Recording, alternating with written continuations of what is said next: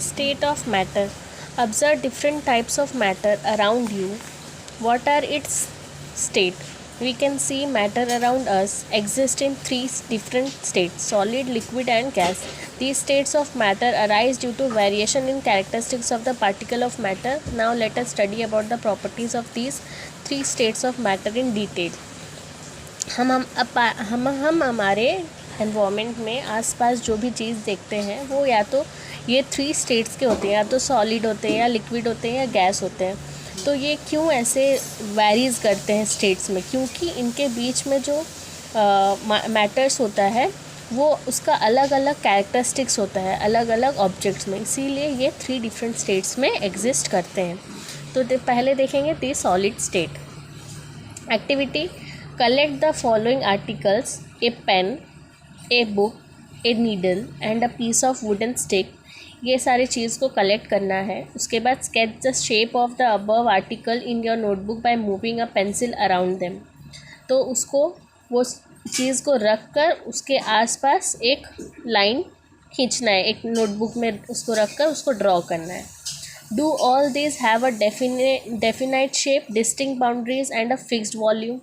क्या इनका definite shape है, मतलब एक फिक्स शेप है जो कि शेप चेंज नहीं होता है. डिस्टिंक्ट बाउंड्रीज है, सबका एक फिक्स्ड बाउंड्री है, और फिक्स्ड वॉल्यूम है, मतलब जितना जगह हम ड्रॉ किए हैं बस उतना ही जगह लेता है, कुछ एक्स्ट्रा जगह नहीं लेता है वो रहने के लिए. What happens if they are hammered, pulled और dropped? अगर हम उसको हथौड़े से मारेंगे या उसको पुल करेंगे या उसको नीचे डाल देंगे तो उसके साथ क्या होगा? Are this capable of diffusing into each other? क्या ये एक दूसरे के साथ डिफ्यूज़ हो सकते हैं, मिल सकते हैं? Try compressing them by applying force. उनको कंप्रेस करने का, दबाने का कोशिश करो. Are you able to compress them? क्या तुम उसको दबा पा रहे हो? ये सारा चीज़ चेक करना है. तो जितने भी यहाँ पर मेंशन किए गए हैं इनका डिस्टिंक्ट शेप होता है, डिस्टिंक्ट बाउंड्री होता है, और एक स्पेसिफिक अमाउंट का जगह ही वो लोग लेते हैं, और फिर इनको हम कंप्रेस भी नहीं कर पा रहे हैं, और ये हैमर और पुल या ड्रॉप करने से टूटते भी नहीं हैं. तो ये सारे चीज़ जिसमें होंगे तो वो होते हैं solids. All the above example of solid we can observe that all these have definite shape. तो व्हाट इज़ सॉलिड अगर पूछा जाएगा तो हम ये बोल सकते हैं objects that have definite shape, distinct boundaries and fixed volumes, have negligible compressibility, और जिनको हम कंप्रेस नहीं कर सकते हैं उनको सॉलिड बोला जाता है. Solid have a tendency to maintain their shape when subjected to outside force. Solid के पास ये होता है कैरेक्टर कि वो अपने शेप को मेंटेन करके रख सकें चाहे बाहर से कितना भी फोर्स क्यों ना मिले.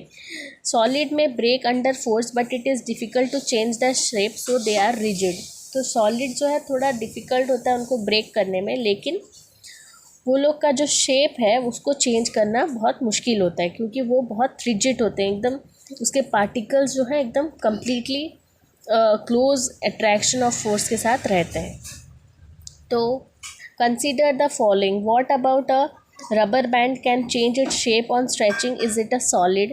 रबर बैंड तो स्ट्रेच करने से शेप चेंज हो जाता है, तो फिर वो सॉलिड कैसे है?